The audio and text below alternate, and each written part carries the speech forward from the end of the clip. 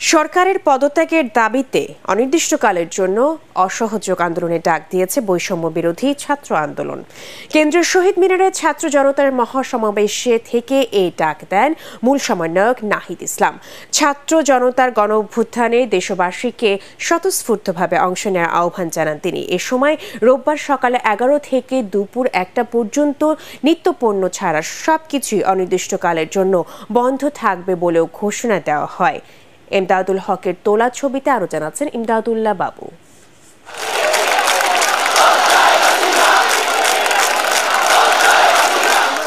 বৈরী আবহাওয়া উপেক্ষা করে ঢাকা বিশ্ববিদ্যালয়ের কেন্দ্রীয় শহীদ মিনার এলাকায় জড়ো হতে থাকেন ছাত্র জনতা। শ্রাবণের ঝিরিঝিরি বৃষ্টির মধ্যেই বিভিন্ন প্লাকার্ড আর ব্যানার নিয়ে বিক্ষোভ করতে থাকেন তারা।